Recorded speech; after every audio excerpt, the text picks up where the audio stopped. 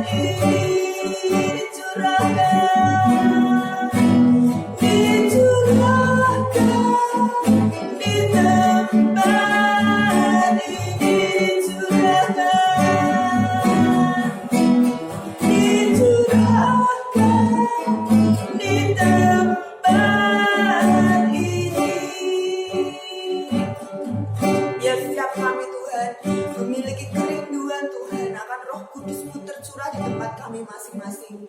Tuhan, bila pagi hari ini, biar mata kami, hati kami, telinga kami, pikiran kami terbuka akan firman-Mu. Biar damai sejahtera melingkupi setiap anak-anak-Mu Tuhan, dan bekerja penuh atas setiap hidup mereka. Di dalam nama Tuhan Yesus, mari yang percaya kita katakan, amin. Shalom, selamat pagi anak-anak. Hari ini kita awali dengan devotion, kita awali dengan sharing firman Tuhan. Kalau kalian sudah siap, silahkan kalian buka di Alkitab masing-masing pada Matius 4 ayat yang keempat. Jika sudah ketemu, katakan amin. Oke, Miss ulangi dari Matius 4 ayat yang keempat. Miss akan bacakan untuk kalian. Matius 4 ayat yang keempat. Tetapi Yesus menjawab, ada tertulis, manusia hidup bukan dari roti saja, tetapi dari setiap firman yang keluar dari mulut Tuhan. Miss ulangi sekali lagi, Matius 4 ayat yang keempat. Tetapi Yesus menjawab, ada tertulis, manusia hidup bukan dari roti saja, tetapi dari setiap firman yang keluar dari mulut Tuhan. Nah, di sini temanya adalah itu, Miss buat judul Aku Lapar. Artinya apa? Artinya di sini bahwa setiap makhluk hidup, entah itu hewan, entah itu tumbuhan, bahkan manusia itu selalu membutuhkan makanan. Betul? Nah, jika seseorang itu tidak makan, 3 hari aja nggak makan, atau bahkan 5 hari atau seminggu mungkin, bergantung pada daya tahan tubuh masing-masing ya, pasti akan menyebabkan badan itu lemes. Kita hilang konsentrasi, lemah ya, apalagi ya, bahkan jika itu berangsur-angsur lama akan menyebabkan anoreksia atau sesuatu gangguan tubuh yang disebabkan oleh kekurangan makanan yang bergizi atau tidak makan sama sekali. Nah, jika tubuh kita saja membutuhkan makanan yang mempunyai asupan gizi yang cukup, demikian juga dengan kerohanian kita. Kenapa? Karena kerohanian kita juga merasa lapar. Enggak cuma perut aja nih yang perlu kita urusin atau yang perlu kita kenyangkan, tapi kerohanian kita juga perlu kita kenyangkan. Dengan apa, Miss? Dengan firman Tuhan. Nah, kenapa kok Miss mengambil judul Aku Lapar? Karena di satu sisi, kita seringkali lebih mementingkan dengan kepentingan jasmani kita. Coba kalau misalnya kalian lapar, mama belum nyediain makanan nih, atau abang Gojeknya, GoFoodnya belum sampai nih. Nah, mesti kalian akan peduli, lama banget sih udah lapar, nggak tahu orang lapar apa. Nah, mesti kayak gitu kan, kebanyakan. Tapi jika rohani kita yang lapar akan kebenaran firman Tuhan, akan setiap kebaikan Tuhan dalam hidup kita, apakah kita itu peka? Apakah kita itu kalau ini rohku lagi lapar nih? Nah, kira-kira pernah nggak terbersit di pikiran kalian, kapan sih jiwaku atau rohku ini lapar? Kalau misalnya perut lapar, kalian mesti tahu ya, aduh rasanya kok nggak enak nih perut, kok ada yang bunyi, kok rasanya kok melilit, kok perih. Nah, itu kan pertanda jika perut kita yang lapar. Nah, kalau roh kalian pernah peka nggak kira-kira?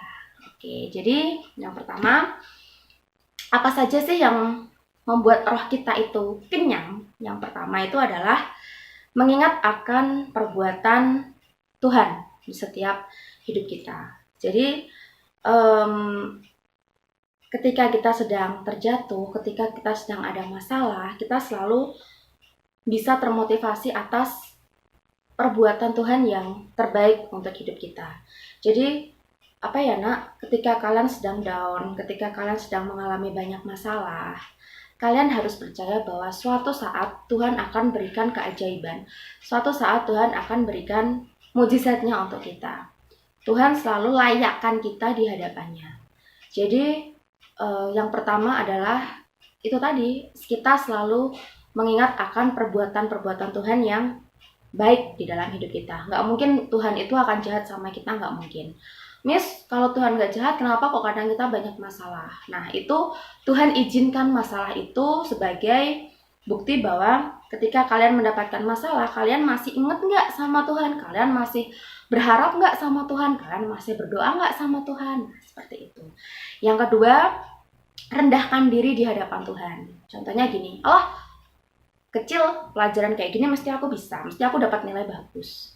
Tanpa kita mengingat bahwa apapun yang kita kerjakan, apapun yang kita lakukan itu atas berkat karunia Tuhan, atas izin dari Tuhan, atas atas kerelaan Tuhan, atau atas turut serta Tuhan dalam hidup kita. Jadi merendahkan diri di hadapan Tuhan bukan berarti kita menggunjing diri sendiri gini-gini, enggak. Tapi setiap kita punya masalah, kita selalu andalkan Tuhan. Misalnya kita lagi sedih, kita lagi down, kita lagi nggak bisa melakukan apapun, selain kita berusaha, yang paling penting adalah kita berserah dan kita berpasrah bahwa segala sesuatu yang terjadi dalam hidup kita adalah atas izin dan kehendak dari Tuhan. Jadi kita nggak boleh sombong, kita nggak boleh congkak, kita nggak boleh songong ya.